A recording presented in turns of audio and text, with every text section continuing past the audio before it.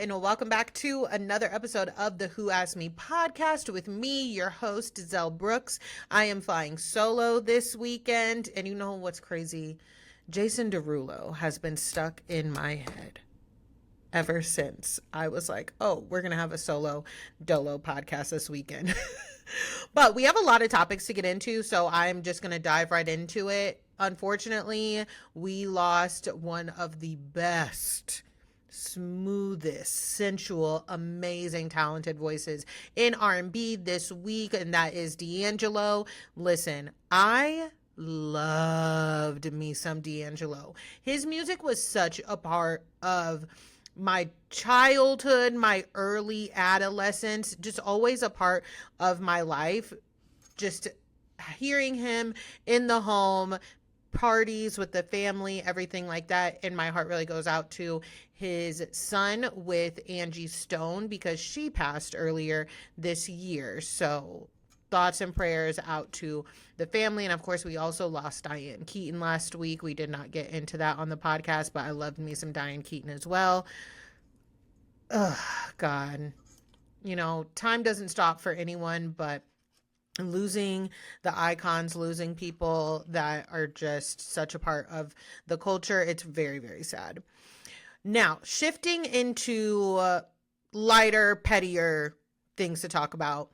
Miguel, the singer Miguel, yes, he has a new album coming out. And listen, I have been a Miguel fan. I love his music for a very, very long time. I never really kept up, with any of Miguel's personal life. However, I did know that he was with his ex, Nazanin Mandy, for a very, very long time, since they were like teenagers. They were together some like 15 years, got married. Marriage didn't even last 2 years. And listen, I am a part of that gang too. I was with somebody for 5 years?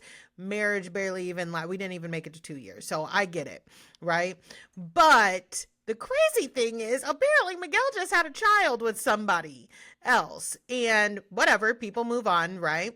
Well, there is a quote from him saying, Miguel on Love After Nazanin Mandy. I need some healing to be in love. Right now, I'm working on being in love with me. I do hope one day I can be in love again. A man who just had a child with somebody, mind you. And you know what? This is what I mean when I say men do not get brownie points for having realizations. I am of the belief that you don't need to be like perfect to have a child, right? I think that you can grow, and you should always be growing and still have a child. But like, you're sitting here talking about your ex-wife while your current girlfriend, partner, whoever, you just had a baby.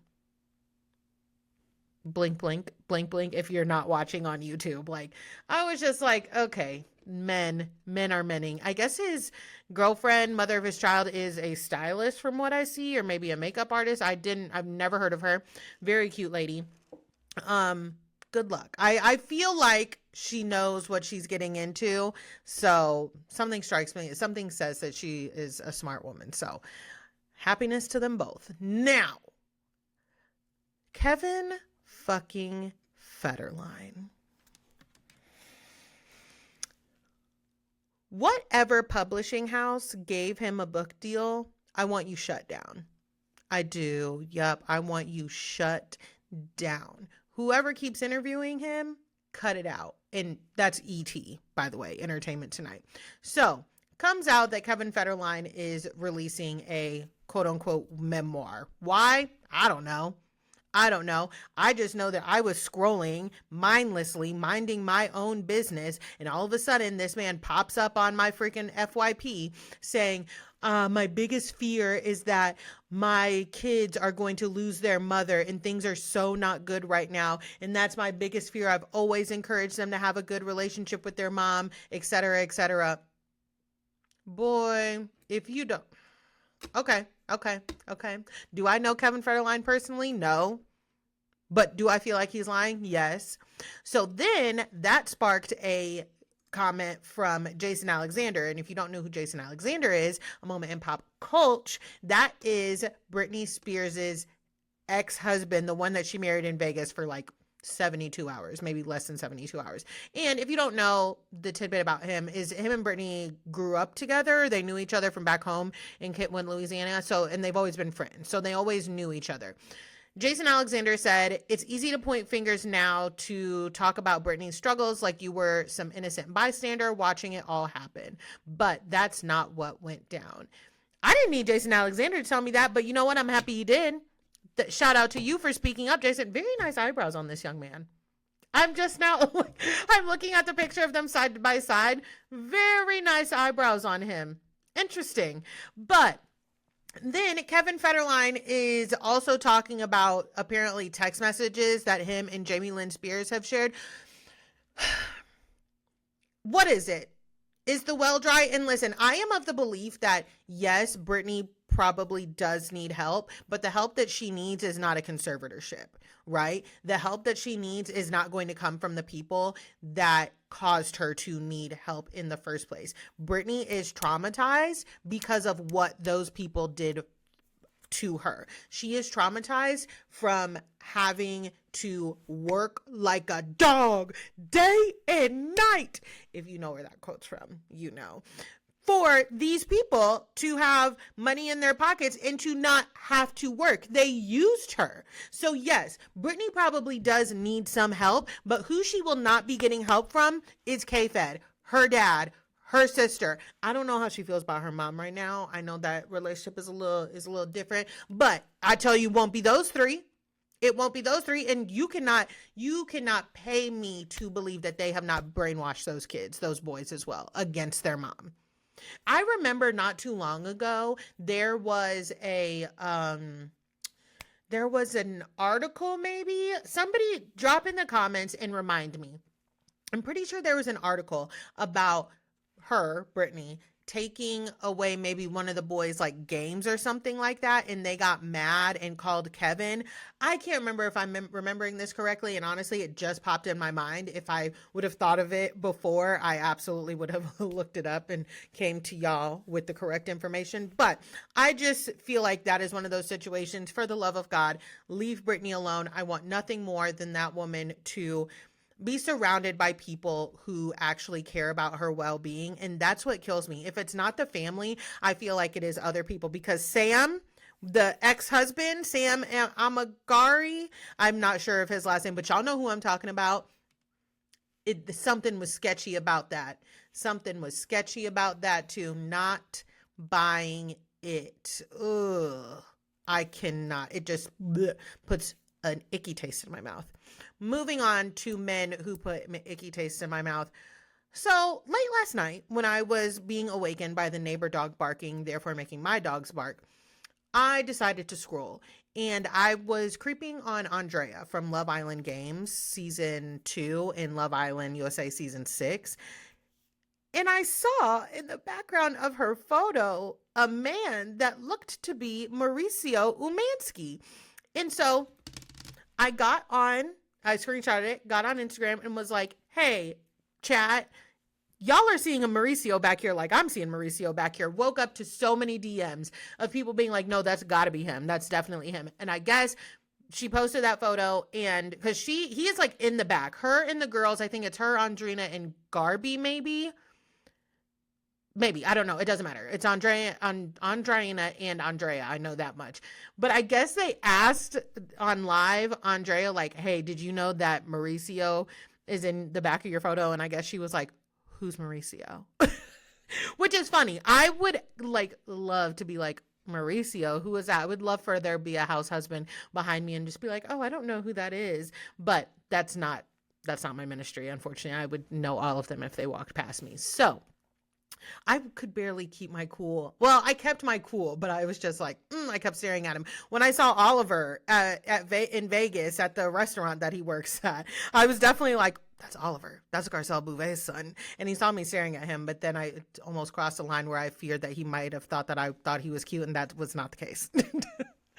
But anyways, Mauricio is in the background of this photo in the club, and a lot of you told me that one of the Umansky girls is friends with the Love Island Season 6 cast.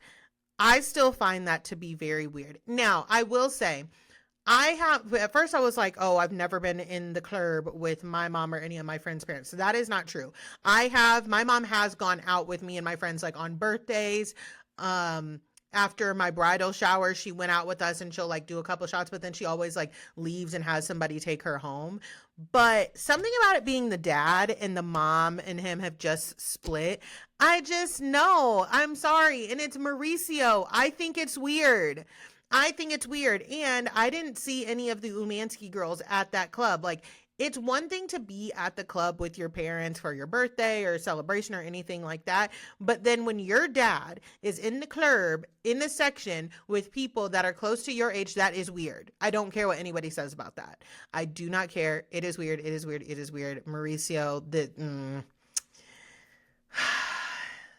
I would say going out sad, but I fear people don't think that's sad, but I do. I think it's weird.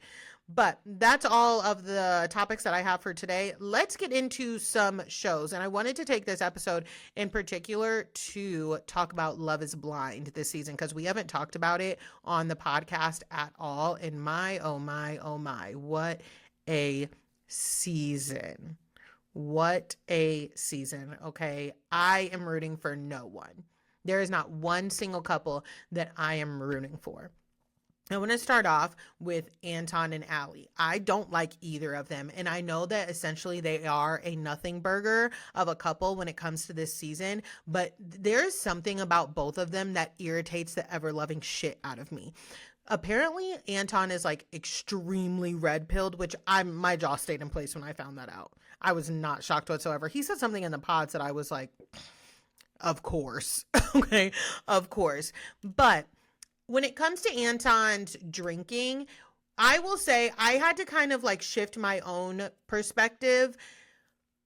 When she was getting on him about when we saw her confront, or no, I guess the best friend, Anton's best friend's girlfriend of 4 months, confronted Allie about the drinking and the partying when they did the meetup in the bathroom. They were away from the boys. When I first saw that, I was like, okay, both of y'all are kind of like overreacting, because the best friend's girlfriend even said like they don't party like that anymore, yada yada.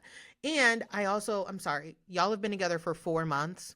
4 months. Why are we expecting them to be settled down in like hubby and wifey after 4 months? I'm sorry, if I'm dating no, I don't count. I am in a woo relationship. After me and Megan moved in together after like 6 months. Was it even 6 months? October, November, December, January, February. We moved in together after 4 months. But it doesn't count, okay? We know how girls love girls, right? Y'all know how we get down. Straight people don't like, no. Okay, well, me and my ex-husband moved in together after 6 months. Whatever. I'm an Aries, sorry. But it was just very weird when I first saw their conversation. And so then upon seeing, because that was the end of that set of episodes, and then the next set of episodes we really saw the conversations take place, and I could see where she was coming from. When she talks to Anton about his drinking, he is, one, very defensive, and two, the number of drinks that he has changes. I will say that I think that Anton is a very quote unquote traditional, even though I fucking hate using that term, man. So like, I'm rewatching Stranger Things right now, right? And Mike Wheeler's dad, he comes home from work, he has a beer, he sits in his recliner, he falls asleep watching sports. Like, that's how I feel like Anton's mind is. And y'all know I don't have a relationship with my dad, and because of some of the things that have taken place, like the trauma, I cannot remember my dad, like if he came home, it's so sad, but I can't remember like little things. Like I can't remember if my dad came home and opened a beer and did, because he, just too much has taken place. But I feel like that's just a very like, oh, me man, I come home from work, I open beer and watch show and have woman cook for me. That's how I feel like his mindset is. But when she asks him about it, like, oh, that was a 12 pack. How many beers did you have yesterday? He's like, I drink 2 beers and watch a movie. Oh, but also Patrick came over and now the bottle of tequila is missing. And I think based off of the conversation that the girlfriends had, he has a past where him and his friends do tend to go out, get wild, get crazy, and in their mind, if he's not doing that, then he doesn't have a problem. You know what I mean? And I've dealt with a lot of people like that, and I've also been there before. I'm not going to lie to y'all. I have cut down on my drinking majorly. I used to always have a glass of wine at home almost like every day of the week. Not gonna lie. I know this is bad timing for this when I was just having a glass of wine in like one of my latest YouTube videos, but that is kind of a rarity. And if I'm being completely honest with y'all, I had cut back on that a lot, and I have had in the past month. I've had 2 bottles of wine at home, and I have been telling myself like, okay, you need to cut back on the wine at home now. 2 bottles of wine in a month's time at home is not a lot. But for me, I just know that I have habits that build. So I don't want to depend on those habits. You know what I mean? For Anton, he is making a lot of excuses and he's getting very defensive. And then he's throwing in her face like, oh, is it normal for you to not pick up after yourself when you come home? And we'll get there in a second. So I am with her. Like, it's clear that I think there's such a stigma around alcoholism and being an alcoholic, and I think that he might have an alcohol dependency. I think in general, as a society, we do need to be more loose with the terms around calling people alcoholics and things like that. I always say, like, we are living in such extreme times. Everybody is talking in extremes. If you talk to me about my alcohol, you think I'm an alcoholic. That's not it. If you question me about XYZ, you think I am this. No, we need to loosen up the terms around that, because it could, probably save a lot of people from becoming alcoholics. And I will say, with Anton and Allie, I think that they connected in the pods. Obviously, they could not see each other. I will say about Allie, she has like quote unquote pretty voice. So I feel like some of y'all would be like, girl, what the fuck do you mean by that? I feel like you can tell what type of girl Allie is by listening to her voice. I know that sounds bad, but I've said what I said, okay? So then when they saw each other, when you look at both of them next to each other, they are like evenly yoked. They are a couple that looks like they go together, right? So believable. Well, I also do think that once they saw each other, it was like, oh, okay, yeah, we go together. We are clearly attracted to each other. So this should just work. We look like 2 people that should be together. And I think I could see those 2 being the most shallow of people to do this experience. Now, when it comes to Allie, I am so annoyed by her for multiple reasons, because I do think that if Allie were not as conventionally attractive as she is, that people would clock her on shit a little bit more. Now, when it comes to her, I'm not really judging her off of when Anton got irritated and was like, is it normal for you to not pick up after yourself? And she was like, no, I'm not going to do that when I got home from work. I'm not really judging her off of that. My thing is the conversation that they had after they had both got off, or I don't know when this conversation was, but she said, when I lived at home, my mom cooked, cleaned up after me, did all of these things, paid all of the bills, XYZ. And I know that a lot of people are saying like that's a part of her culture. And I completely understand that. If you're living at home with your mom and that's how you guys do it, fine. I don't care. But once you are out on your own, I do believe that adults need to pick up after themselves. I do. And she said that she was working 3/12s in a row because she's either a nurse or a nursing student. I'm a little confused by that.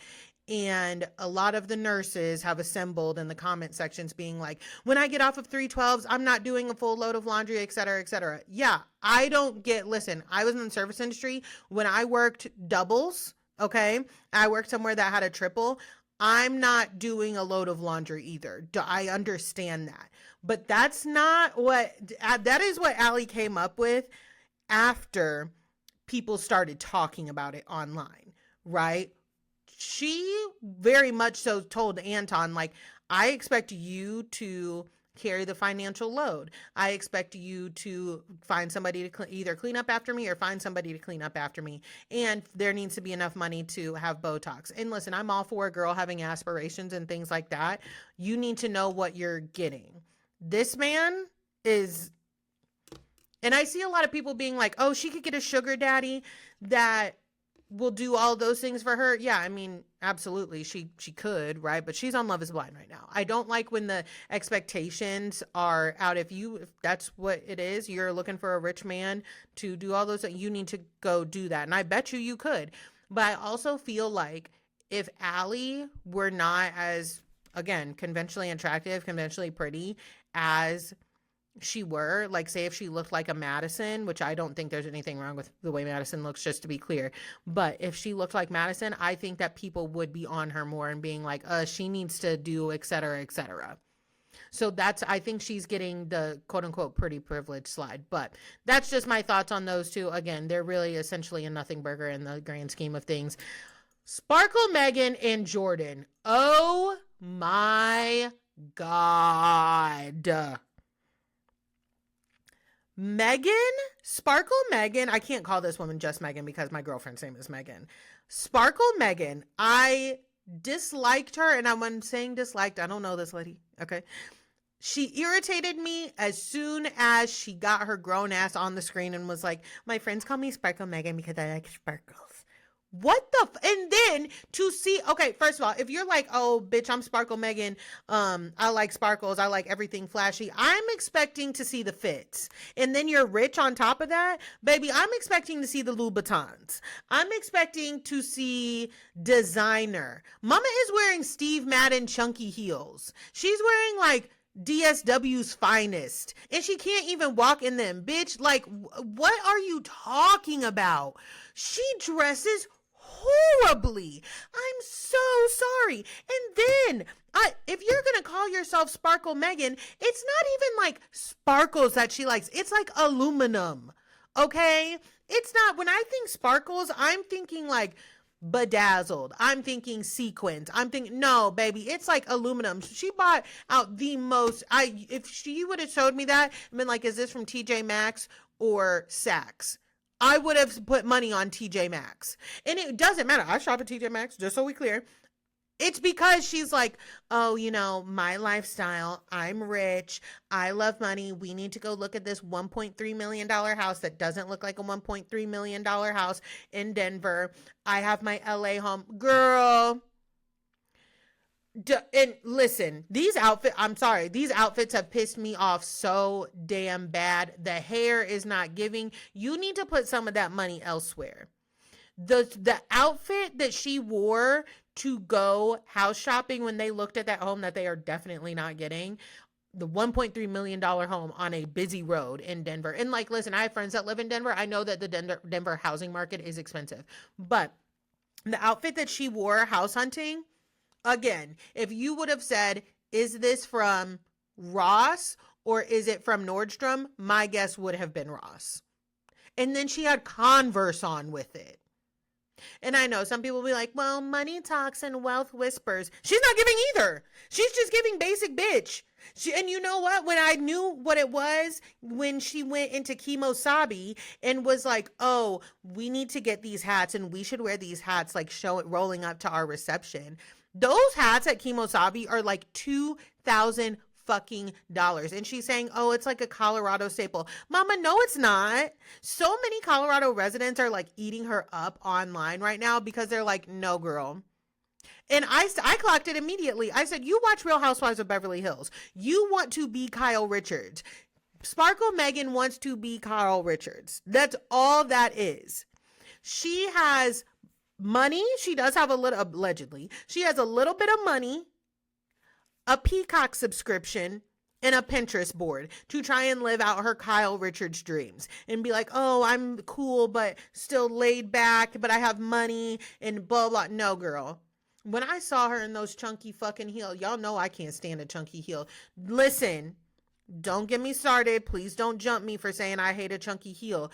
I do have chunky heels, this is a conversation. We'll have to go off the deep end, okay? The one that she was wearing is the one I have a problem with, because the girls, I know that you want to be comfortable. We can find you a sensible heel that's not blocked like that from 2018, 19, and you'll still be able to walk in, and it goes with the outfit better. Don't put on a slinky dress and put on those chunky heels. Piss me clean the fuck off. Anyways, Jordan, I have nothing to say about Jordan. When we want to talk about another nothing burger, he has a son that has diabetes, the same type of diabetes that Megan's dad has. And everybody's like, at this point, I think that's why they're getting married. The finances, according to Megan, are not lining up. And why, unless they are planning on having a million other kids, why they needed like a 6-bedroom house is beyond me. I'm sorry. Obviously I have a 2-bedroom home with pretty much like borderline a whole apartment as a basement. And I know that people, if you can have extra room, yes, you shouldn't. If you are one person, I'm not saying you have to have a 1-person bedroom or 1-bedroom apartment or home or anything like that. But 6 bedrooms in that price range, just because you can, girl, save your money elsewhere. And again, go invest in some fucking Dr. Scholl's for your Louboutins. Now, Edmund and KB.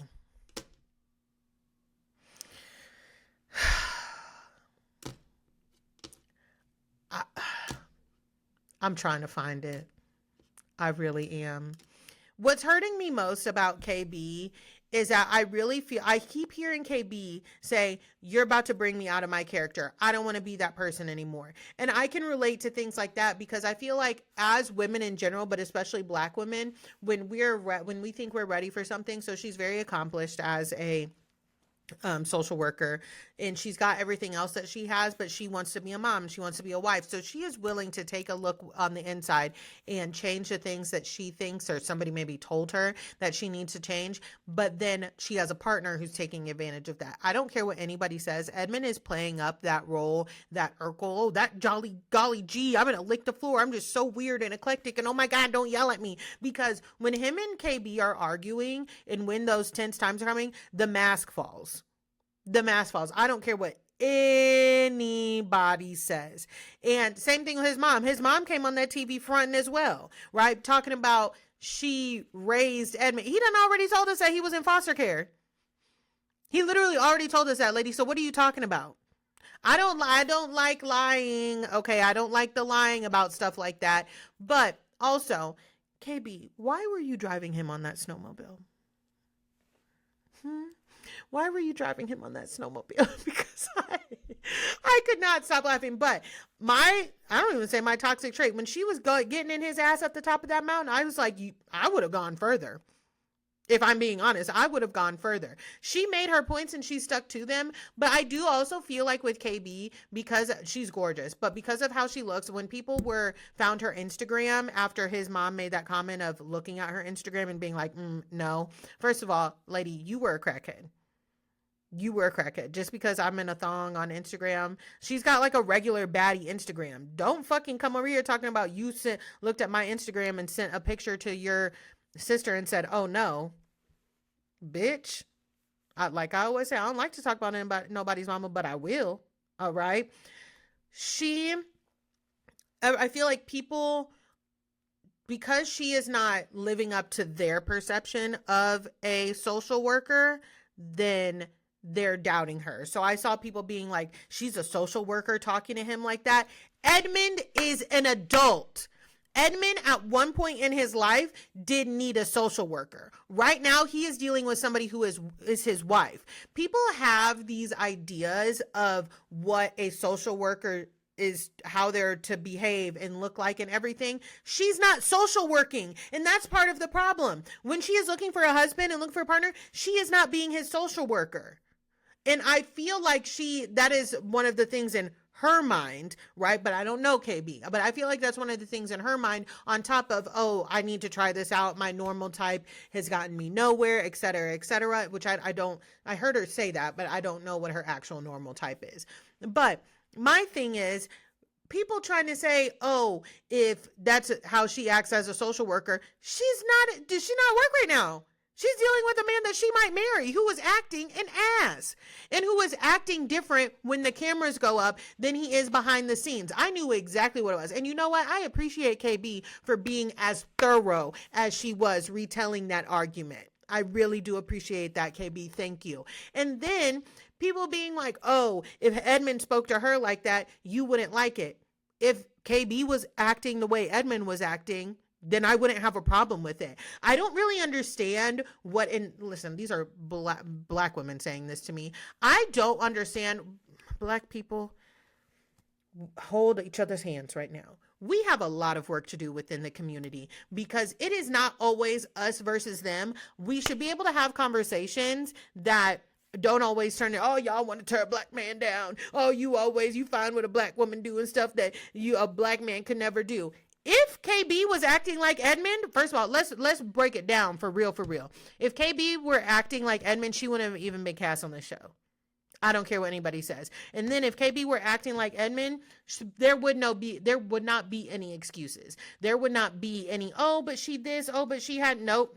Why? Because we don't get those same types of excuses as anyone, okay? There is intersectionality and there are layers to this shit. Of course, as black people, we are all disrespected and deal with a lot of the same things. But then when it comes to how we treat each other within the community, we're not here for a long enough time for that. But if KB was acting, if we switched roles, KB acted like Edmund, I wouldn't care if Edmund went off on her. I really wouldn't. Okay? Because Edmund getting on my damn nerves. Moving on. Madison and Joe.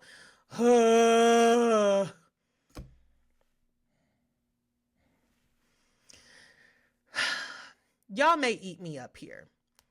My girl Morgan from Morgan Pops Talks, I think put this in the best way that I think she explained it closest to how I feel. At best, Joe is like a friend. Joe is not some guy that you date, and he is definitely a fucking asshole. But ultimately, I don't think Joe is wrong for not wanting and not going to the altar with Madison. Okay? I think actually he would be wrong knowing that he was, I guess, having the panic attacks and freaking out and all of that stuff doing that. Now, I did see what Madison said about apparently they went out and was it Casey or was it? No, because her and Kate were friends. It was Casey, the one that was with Patrick. Apparently, Casey had her hands on Joe's chest. Now, do I think that Madison is a reliable narrator? No. I'm just going to be honest with you guys. No. The first argument that we saw them get into, all that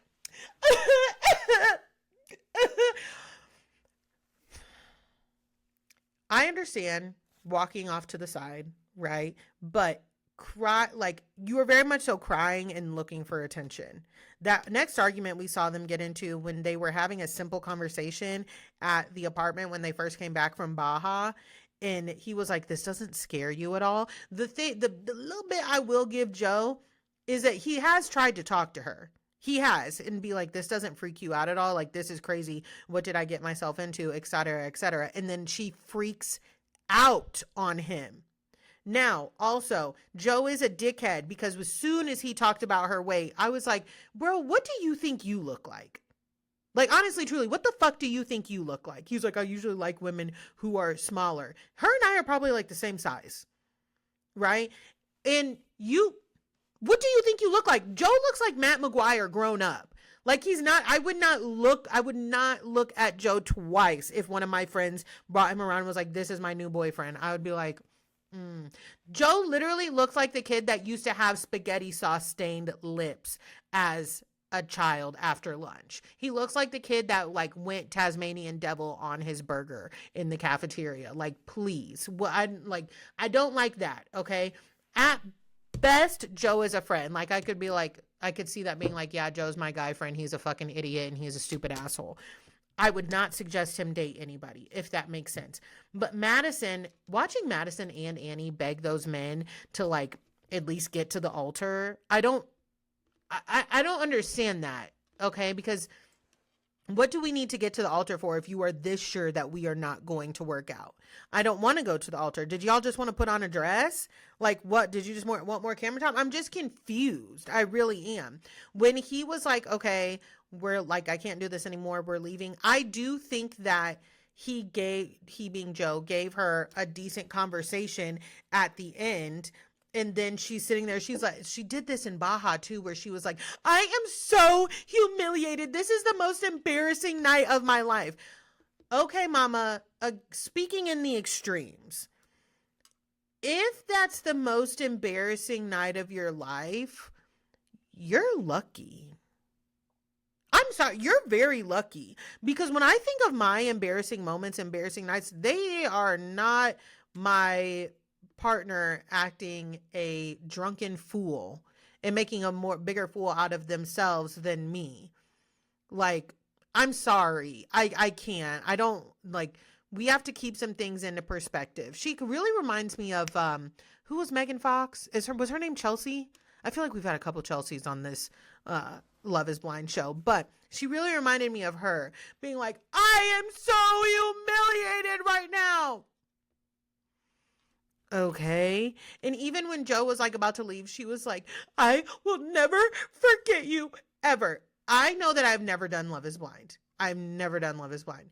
I'm not understanding when these people ultimately are like, decide, yeah, we're not going to get married after 3 weeks, 4 weeks. But she's like, I will never forget you. And he said to her, he was like, I will never forget you either. Like, this experience was crazy, blah, blah, blah. But it's still not enough because he's not like crying. I don't fucking know. Madison, babe, I'm trying. And I see people being like, oh, she made me side with a man. It's not that I'm like siding with him. They were not compatible. I did not see it for Joe and Madison when they were in the pods. And at first, of course, there's so much. I feel like we had more pod episodes in this season than ever before because there was a lot of intermingling. I feel like there were more triangles than ever before. But I just am like, I didn't see it for them in there. I was like, oh, okay, I guess. Whatever. And then, who's the other two? Oh, Nick and Annie. Ciao. Y'all want to know what I heard about Annie? This is all alleged. There is nothing, I've seen nothing to support these rumors, but apparently Annie had an ankle monitor on before she joined the show.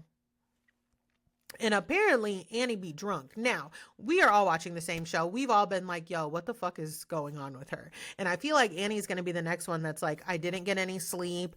And the producers were like, kind of like telling me, because I think I saw an interview, she did a clip and she was like, it just seemed weird, that whole I don't need you thing, because the producers were like, say something. Like, we were talking and they were like, hey, you have to say something. And that's when she was like, oh, I just don't need you. Does that reasoning make sense to me? No. Did she look a hot mess? Yes. And Annie she admitted, I think once or twice, like, oh, I clearly had like a little too much to drink. Is that against the law? No. But girl, it's giving. And this is the best way. I tried to explain this on Threads about Annie and Nick, and people were like, what are you talking about? So I know that it didn't transfer well. But this is my thing about Annie and Nick. I feel like Nick is like, girl, I am putting on my best straight man who wants to get married to a woman. And you keep doubting it because she keeps telling him, I feel like you're not as into it as me. I feel like you're not as into it as me. And he's like, if I'm not selling it to you right now, I don't know how else to sell it. And her, unbeknownst, keeps clocking him, being like, I don't think you're as into this as me. I don't think you're as into this as me. I don't know. It seems like a lot of the cast had an issue with Nick. They didn't really like him. I can see it, right? I don't really like Annie and Nick because they had homophobic shit that they were saying in the beginning of this season. And I clearly don't agree with them. Annie could use a gay to fix her hair, but that's neither here nor there. But when they broke up, like, even the way she was acting, she was like, Nick, please. I was like, what is going on? What is going on? Like, I don't know. I don't know. Just let that man be up in the mountains by himself. Just, and I listen, I know some of you will be like, we're not supposed to be questioning people's sexuality, blah, blah, blah. First of all, Nick, girl, don't start with me. Don't start with me. I think that's it on the Love is Blind train. I'm so interested. I don't know who's going to make it to the aisle. I don't know who's going to make it to the aisle because, like, it's not looking promising. And if they do make it to the aisle, I wouldn't be surprised if they're already divorced. And what is the next city? Also, I just had a thought pop into my mind. I saw Kwame from, oh God, I don't even know what season that was of Love is Blind, pop in and say like, oh, is Chelsea involved in casting the show? No, she's not directly involved in casting. And he's like, so stop saying my wife is responsible for these people. Okay. Sure, like she's the one who said that she was gonna be helping cast. Like, I don't know what the fuck why you yelling at us? Why you yelling at, shut up, I cannot stand those two. Now, before I get out of here, I did want to tell y'all what I had seen on the internet, back on Bravo. Sweet Tea, oh, we're going to get into Miami as well. But Sweet Tea was on live and somebody screen recorded it, thank God, from Sweet Tea from Married to Medicine. And she said that baby making between her and Dr. G has been put on hold because you need a really good foundation before you bring kids into the world. And we would all agree, right? Did you not know that the foundation was shaky when you married him? That's the question. And I really was starting to feel bad. I really was starting to feel bad for her. And then I scrolled literally 2 more videos. And I guess later on in that live, people were like, oh, do you still talk to Toya? And she was like, no, I don't talk to that hoe. I don't talk to fake hoes. I don't talk to this person, this person. Pretty much the only person she talks to is Contessa. And she talks to Phaedra, I guess. Well, I think Phaedra and Dr. G were friends, so that's not surprising. And then, yeah, you and Contessa and Scott and Dr. G all get along because you are allowing bullshit to take place in your marriage. Sweet Tea looks drained, and I do feel bad for her. But when you keep people around that like will allow bullshit, I don't like the whole like, oh, couples, community used to make sure you stayed together back in the day and et cetera, et cetera. If you feel like, depending on what it is, right? Not like, oh, he picked my nose and he farted too loud, so I want to leave him. But if you know that things are not working out and you are 2-3 years into your relationship and you are saying you don't have the foundation to bring kids into, girl, come on. But rolling around with Contessa and Scott, that's what you gonna get. Mama looks drained. And we did conclude Real Housewives of Miami this week. It was a nothing burger of a reunion. Again, what do we have against 2-part reunions? What do we have against one long part? I mean, I get that they're buying up the ad space, but maybe just don't buy that much ad space and save it for a rainy day. I don't know how any of that works, but Andy didn't hold anybody accountable. It was just a snooze fest. Jody caught some strays. I felt bad. Jody can't help that his eyes are big. Why were y'all saying, does Jody look like a Furby? He's backstage. Oh my God, not me feeling, now that is a real not me feeling bad for a man. I was like, oh, that sucks. He looked like, I was like, damn, I would not like that. Anyways, I don't know where we go from here in Miami. All I know is that I better not see Julia back on this fucking screen. They better not fucking have Julia back. I'm not kidding. If Julia comes back, I may not watch Miami. I'm not kidding. Because it's bullshit. It is bullshit. And I also think Marisol needs to leave. One thing that was made very clear to me in this last part of actually this season in general with Marisol is that she is the puppet master, and I do think that Marisol is the divisive one in the group. When people keep trying to say things to help Marisol out, but really that just does not make her look any better. When Larsa sat there and said to Stephanie, Marisol thought me, you being Stephanie, Alexia and her were all going to be really close, and that's just not what happened. Pre-planning. Of course, Andy brought up that Dr. Nicole said on a podcast that a friend of hired a PI. Marisol pretty much had nothing to say, but she was like, prove it or we're going to court. Mind you, she didn't say her name. She never said her name. We just knew that it wasn't Adriana. She like, girl, shut up. Shut up. Ugh.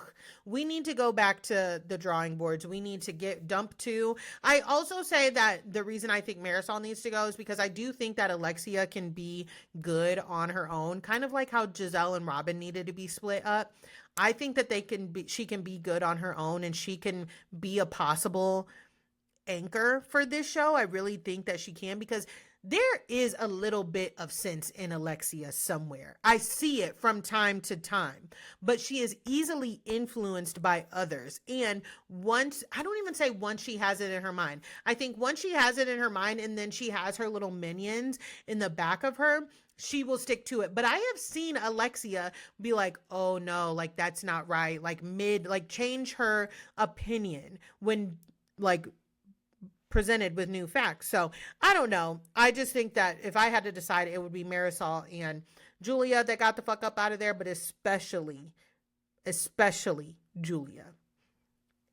Don't piss me off. But that's going to go ahead and wrap up this episode of the Who Asked Me podcast. Thank you so much for listening. If you are watching on YouTube, don't forget to like, subscribe, comment, and let me know how you are feeling about any of these topics, especially Love is Blind. Please let me know how you are feeling about Love is Blind. If you are on Apple Podcasts or Spotify, don't hop in the, reviews or ratings. There's comments on Spotify now, and let me know how you are feeling about this episode. I also want to say thank you so much. I got a comment or two from somebody who was saying that they follow me on TikTok and then they also listen to my podcast and they were impressed just how I do it by myself and put it on. And thank you so much. I mean, this podcast is going on 4 years now, and there's been a lot of ups and downs in my personal life, therefore in this podcast, and it is a lot of work. But I will say one thing that I'm really happy about, finding light in a tunnel, sun in the rain, whatever, any of those analogies, is I know that I put this podcast off sometimes when I am working and I am or when I'm stressed. But my proudest work is on this podcast, honestly, truly. I remember, and on YouTube, I remember I've always wanted to have a YouTube channel, even back in the day. I wanted to do it so bad, but I remember I would tell myself I don't know if I could even figure out how to upload a video on YouTube. And then it was, okay, I don't know if I could even figure out how to edit a video on YouTube and do all of these things that I just was doubting myself on. I always wanted a podcast. I was I don't even know how I would host it, and figuring all these things out. I really am proud of myself. And even though, it's not the biggest in the world by any means, I don't even chart most of the time, but I'm happy to have the listeners and the supporters that I have. You guys know how much I appreciate you. Thank you for coming back. Even if it's not every week, every other week, every month, thank you for listening from the bottom of my heart, for real. And I will talk to y'all in the comments and next week. Bye.